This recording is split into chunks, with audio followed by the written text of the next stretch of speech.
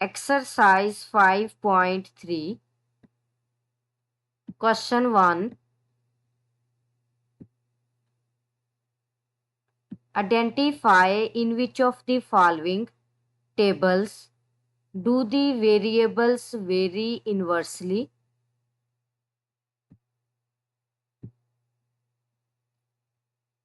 Question number 1 में हमारे पास जो टेबल्स गिवन है, हमने चेक करना है कि जो वेरिएबल्स इन टेबल्स में इन्वॉल्व हैं, क्या ये वेरिएबल्स इन्वर्सली वेरी करते हैं.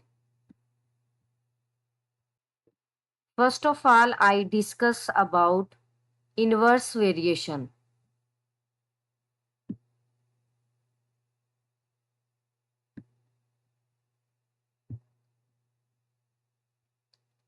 Two quantities are said to vary inversely or indirectly if the increase or decrease in one quantity results in the decrease or increase in the other quantity. अब देखें यहाँ पे हमारे पास इन्वर्स वेरिएशन में two quantities जो हैं ये inversely या फिर इनडायरेक्टली वेरी करेंगी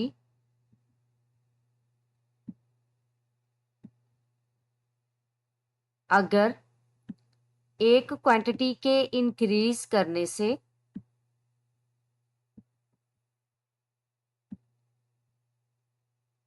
दूसरी क्वांटिटी डिक्रीज हो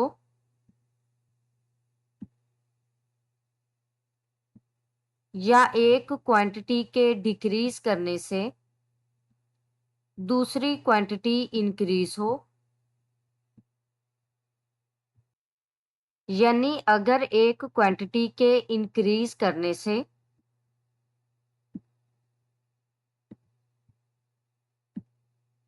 दूसरी क्वांटिटी डिक्रीज हो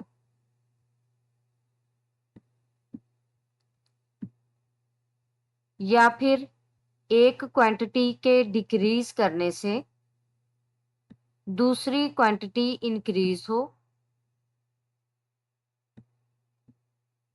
तो ये टू क्वांटिटीज जो हैं ये inversely varying quantities कहलाएंगी.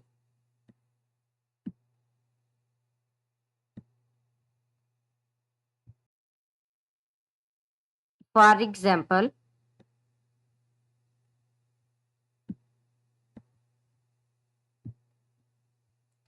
if the number of men working to complete a piece of work is increased, the time taken will decrease.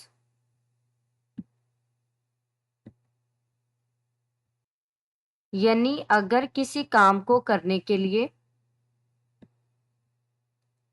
Complete करने के लिए नंबर ऑफ मैन को इंक्रीज कर दिया जाए तो बेसिकली यहाँ पे हमारे पास टाइम जो है ये डिक्रीज होगा.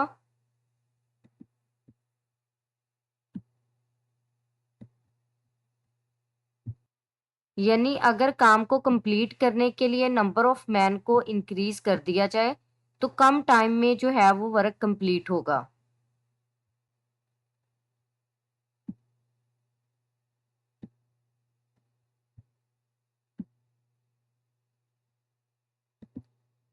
यानी हमारे पास यहाँ पे number of man and time taken very inversely to do a particular job.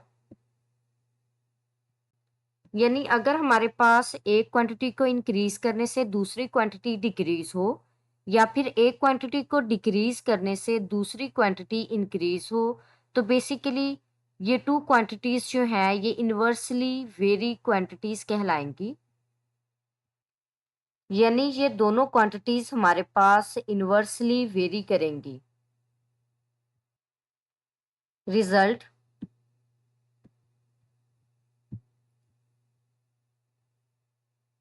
x multiplied by y is equal to k, where k is a constant of inverse variation. यानी अगर हमारे पास इनवर्स वेरिएशन में two quantities involve हैं यानी x and y, तो inverse variation के लिए हमारे पास x और y का प्रोडक्ट जो है वो कांस्टेंट रहेगा. First table. अब देखिए यहाँ पे हमारे पास जो टेबल गिवन है इसमें two variables x and y involve हैं. यहाँ पे x की 4 वेरिएशंस हैं और y की भी 4 वेरिएशंस हैं. तो बेसिकली हमने चेक ये करना है कि हमारे पास वेरिएबल्स x एंड y क्या ये इन्वर्सली वेरी करते हैं. तो इसके लिए हमें क्या करना होगा, ये चेक करना होगा कि हमारे पास x और y का जो प्रोडक्ट है क्या वो कांस्टेंट है. यानी हमारे पास x1 मल्टीप्लाई बाय y1 ये इक्वल होगा x2 multiply by y2 is equal to x3 multiply by y3 is equal to x4 multiply by y4. यानी अगर हमारे पास ये 4 प्रोडक्ट्स इक्वल होंगे तो जो वेरिएबल्स यहाँ पे इन्वॉल्व हैं यानी x एंड y ये बेसिकली इन्वर्सली वेरी करेंगे. अगर हमारे पास ये 4 प्रोडक्ट्स इक्वल नहीं होंगे तो बेसिकली x एंड y जो है ये इन्वर्सली वेरी नहीं करेंगे. सॉल्यूशन.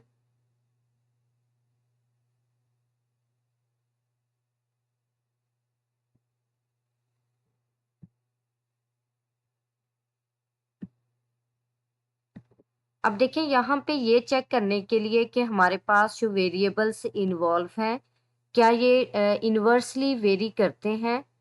तो इसके लिए हमें x1 का प्रोडक्ट फाइंड करना होगा y1 से. तो बेसिकली यहाँ पे x1 जो है ये इक्वल है 2 के और y1 जो है ये इक्वल है 12 के. तो 2 मल्टीप्लाई बाय 12 जो है ये इक्वल होगा 24 के. नेक्स्ट हमने प्रोडक्ट फाइंड करना है x2 और y2 का. x2 जो है ये इक्वल है 3 के और y2 जो है ये इक्वल है 8 के. 3 मल्टीप्लाई बाय 8 ये इक्वल होगा 8 3 सा 24 के. अब देखिए यहाँ पे हमारे पास फर्स्ट प्रोडक्ट जो है ये इक्वल है सेकंड प्रोडक्ट के. तो अब हम थर्ड प्रोडक्ट फाइंड करेंगे यानी x3 multiply by y3 is equal to 16 multiply by 1.5.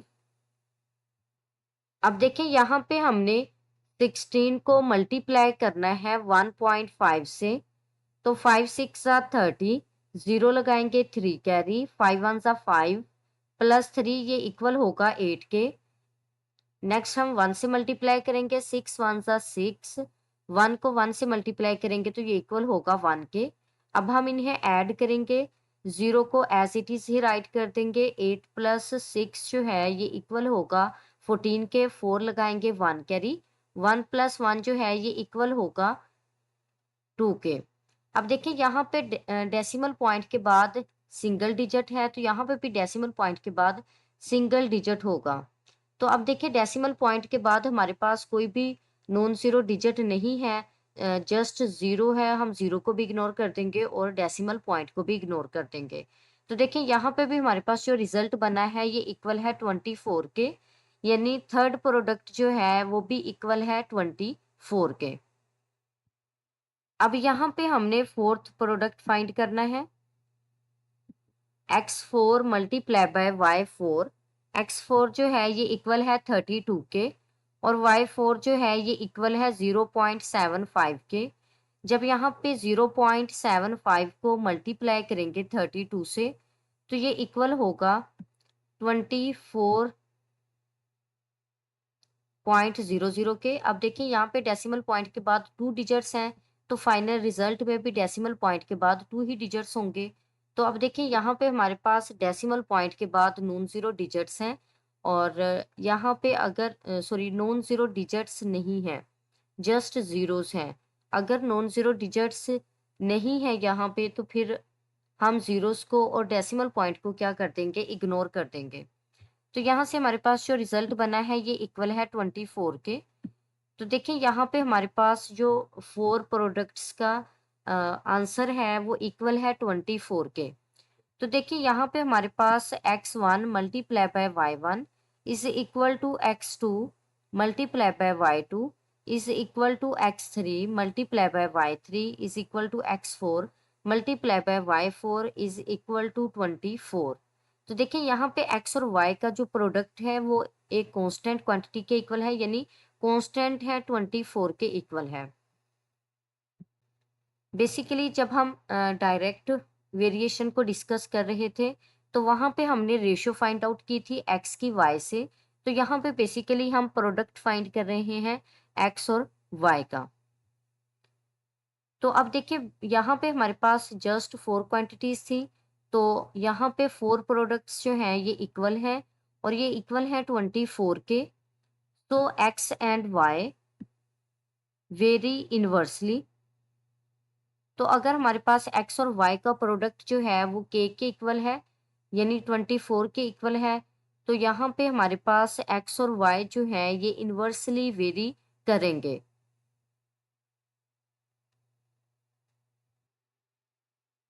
Second table, अब देखें सेकंड टेबल में भी हमारे पास x और y टू वेरिएबल्स इन्वॉल्व हैं। हमने चेक करना है कि ये टू वेरिएबल्स क्या इनवर्सली वेरी करते हैं। तो देखिए यहाँ पे हमारे पास x की 4 वैल्यूज गिवन है और y की भी 4 वैल्यूज गिवन है। ये चेक करने के लिए कि हमारे पास x और y ये इनवर्सली वेरी करते हैं, तो यहाँ पे हम चेक करेंगे क्या हमारे पास x और y का प्रोडक्ट जो है वो कांस्टेंट है। तो इसके लिए हम प्रोडक्ट फाइंड करेंगे x1 और y1 का, x2 और y2 का, x3 और y3 का, x4 और y4 का। अगर हमारे पास ये 4 प्रोडक्ट्स इक्वल होंगे तो फिर हमारे पास वेरिएबल्स x एंड y जो हैं ये डायरेक्ट इनवर्सली वेरी करेंगे, अदरवाइज इनवर्सली वेरी नहीं करेंगे।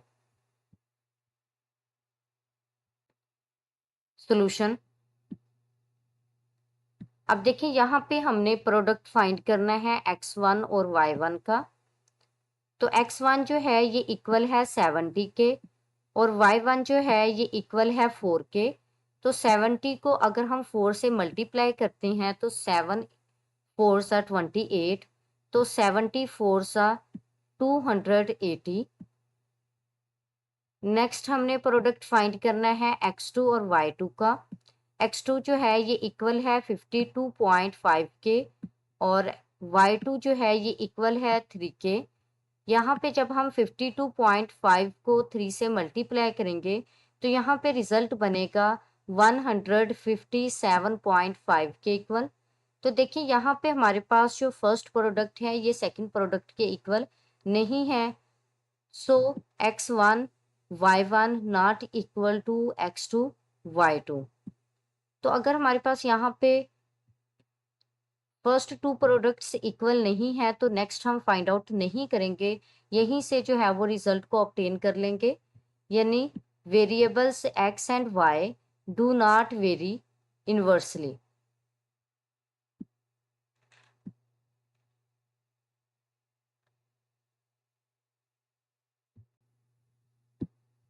थर्ड टेबल, अब देखिए यहाँ पे भी थर्ड टेबल में x और y टू वेरिएबल्स इन्वॉल्व हैं। हमने चेक करना है कि ये टू वेरिएबल्स क्या इनवर्सली वेरी करते हैं। तो इसके लिए हमें चेक करना होगा कि हमारे पास x और y का प्रोडक्ट कांस्टेंट है। तो अब देखिए यहाँ पे x की 4 वैल्यूज इन्वॉल्व हैं और y की भी 4 वैल्यूज इन्वॉल्व हैं। तो यहाँ पे हमें चेक करना होगा क्या हमारे पास 4 प्रोडक्ट्स इक्वल हैं। अगर 4 प्रोडक्ट्स इक्वल होंगे x और y के, तो बेसिकली x और y जो है वो इनवर्सली वेरी करेंगे, अदरवाइज इनवर्सली वेरी नहीं करेंगे। सॉल्यूशन,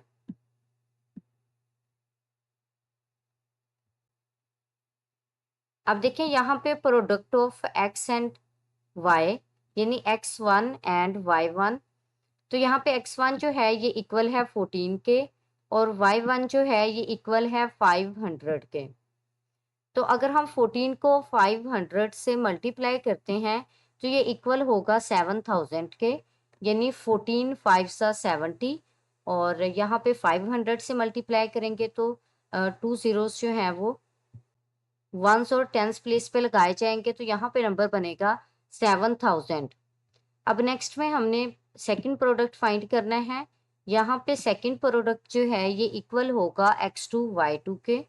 तो यहाँ पे हमने x2 और y2 को मल्टीप्लाई करना है। तो देखें x2 जो है ये इक्वल है 70 के और y2 जो है ये इक्वल है 100 के।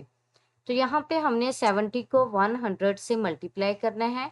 तो जब 70 को 100 से मल्टीप्लाई करेंगे तो ये इक्वल होगा 7000 के। अब देखिए यहाँ पे हमारे पास सेकंड प्रोडक्ट जो है ये इक्वल है फर्स्ट प्रोडक्ट के। तो यहाँ पे हम थर्ड प्रोडक्ट फाइंड करेंगे। सो x3 मल्टीप्लाई बाय y3। तो देखिए x3 जो है ये इक्वल है 35 के और y3 जो है ये इक्वल है 200 के। तो यहाँ पे 35 को मल्टीप्लाई करेंगे 200 से तो ये इक्वल होगा 35 टू सा 70।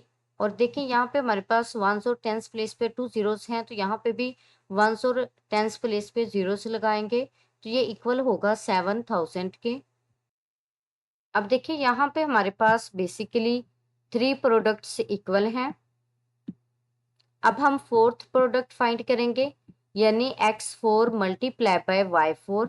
तो यहाँ पे x4 जो है ये 10 के इक्वल है और y4 जो है ये 700 के इक्वल है। जब 700 को 10 से मल्टीप्लाई करेंगे तो ये इक्वल होगा 7000 के।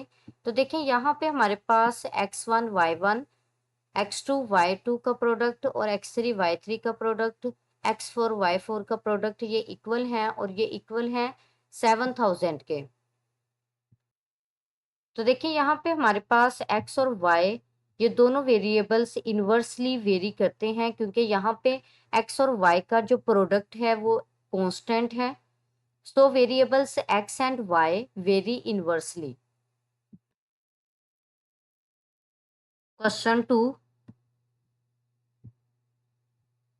if 15 men can paint the walls of a building in 14 days, in how many days will 30 men complete the work?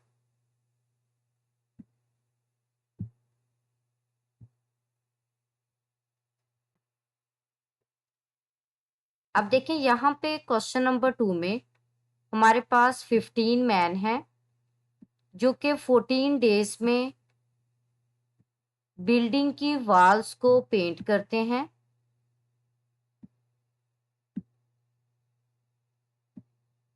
अगर यहाँ पे हमारे पास नंबर ऑफ मैन को इंक्रीज कर दिया जाए, यानी हमारे पास यहाँ पे 30 मैन हो, तो वो कितने डेज में वर्क को कंप्लीट करेंगे?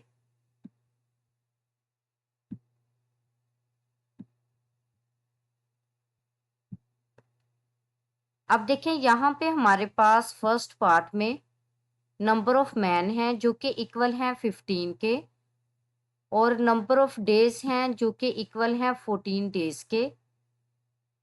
अब देखें सेकंड पार्ट में हमारे पास नंबर ऑफ मैन हैं जो कि इक्वल हैं 30 के और यहाँ पे हमने number of days find out करने हैं। सॉल्यूशन,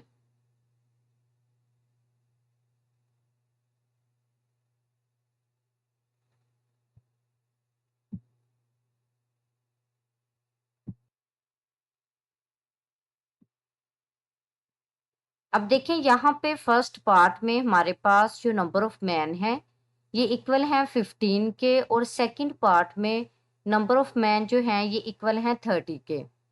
अब यहाँ पे फर्स्ट पार्ट में हमारे पास डेज जो हैं ये इक्वल हैं 14 के और सेकंड पार्ट में हमने डेज फाइंड आउट करने हैं।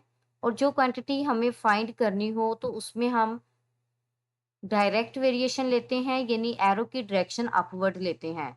तो जब हम इसे राइट करते हैं तो फर्स्ट क्वांटिटी को डिनोमिनेटर में और सेकंड क्वांटिटी को न्यूमरेटर में राइट करते हैं। अब हम जो है वो रिलेशन चेक करेंगे नंबर ऑफ मैन और डेज का। तो देखिए, अगर हमारे पास एक काम को कंप्लीट करने में 14 डेज रिक्वायर हैं, तो बेसिकली यहाँ पे हमारे पास नंबर ऑफ मैन जो हैं ये इक्वल हैं 15 के।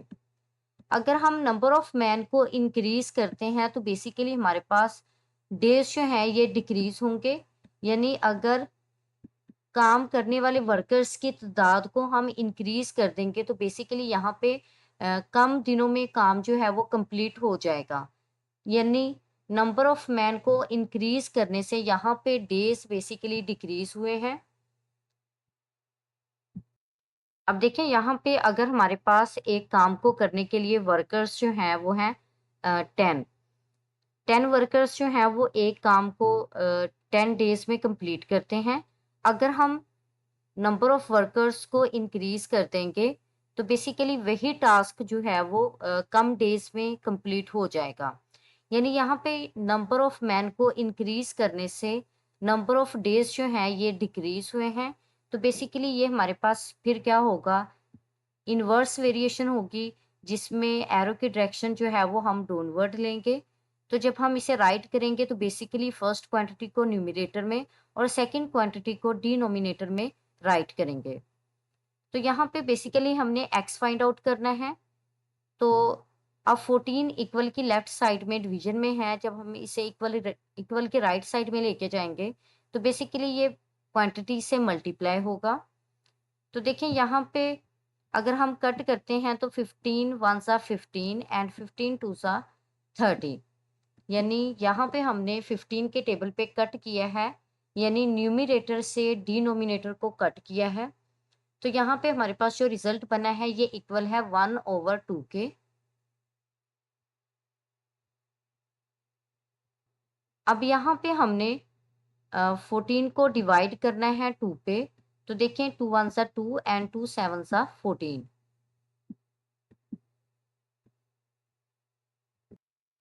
सो x is equal to 7 days. So 30 men complete the work in 7 days। यानी 30 मैन जो हैं ये काम को कंप्लीट करेंगे 7 डेज में।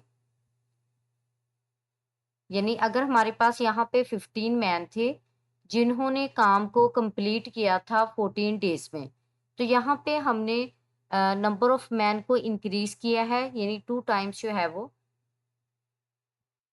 सॉरी, तादाद को यहाँ पे हमने 2 गुना कर दिया है, तो यानी ट्वाइस कर दिया है।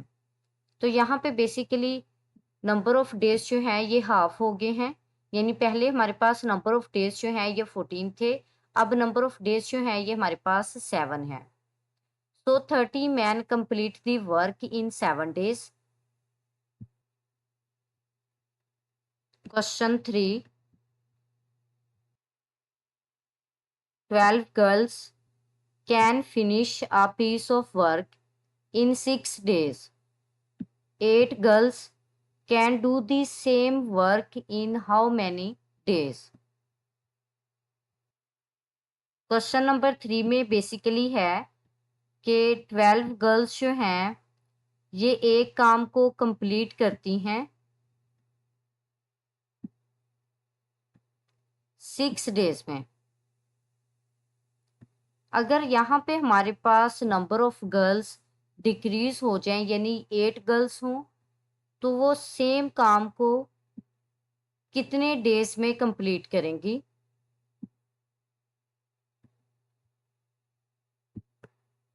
अब देखें, यहाँ पे हमारे पास फर्स्ट पार्ट में नंबर ऑफ गर्ल्स इक्वल हैं 12 के, और सेकंड पार्ट में नंबर ऑफ गर्ल्स जो हैं ये इक्वल हैं 8 के।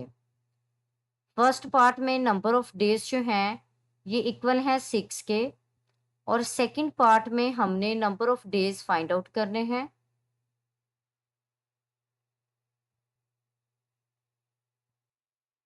सॉल्यूशन।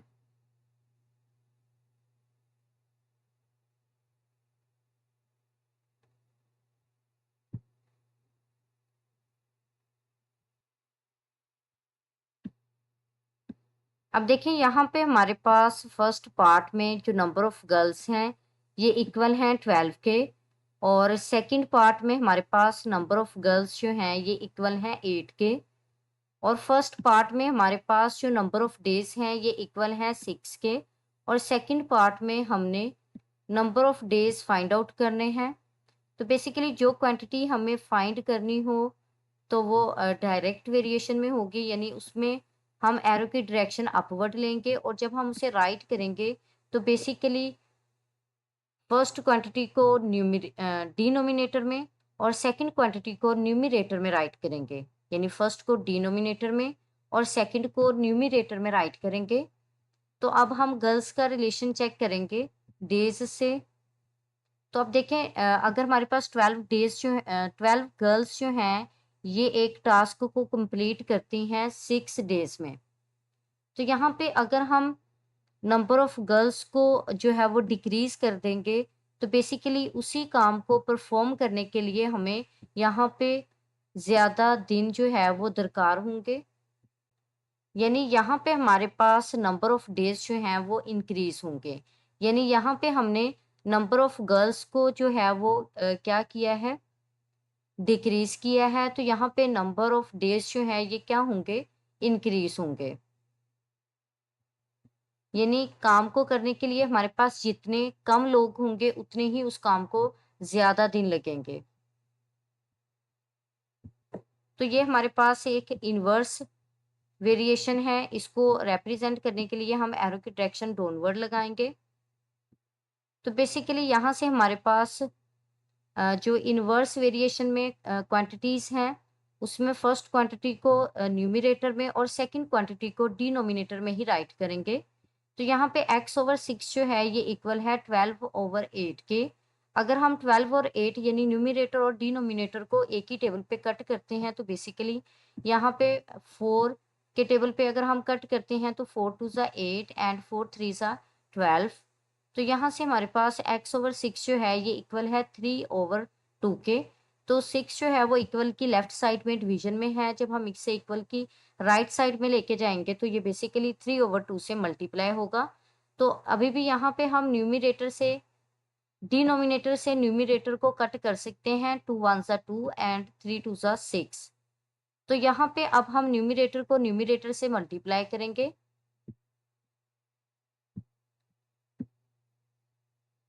तो देखिए यहाँ पे 3 को 3 से मल्टीप्लाई करेंगे तो 3 3 9। तो बेसिकली यहाँ पे x जो है ये इक्वल है 9 डेज के। सो 8 girls can do same work in 9 days, यानी एक ही काम को परफॉर्म करने के लिए अगर हमारे पास नंबर ऑफ गर्ल्स डिक्रीज होंगी तो इसका मतलब है यहाँ पे नंबर ऑफ डेज जो है वो क्या होंगे, इंक्रीज होंगे।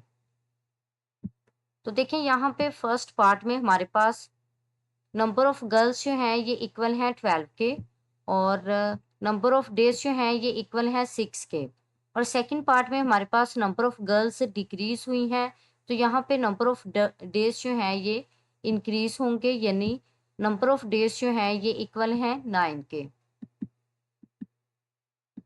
यानी यहाँ पे गर्ल्स डिक्रीज हुई हैं तो नंबर ऑफ डेज जो हैं ये क्या होंगे, इंक्रीज होंगे। पहले हमारे पास 6 डेज थे, अब जो है ये 9 डेज हैं, यानी डेज जो हैं वो क्या हुए हैं, इंक्रीज हुए हैं।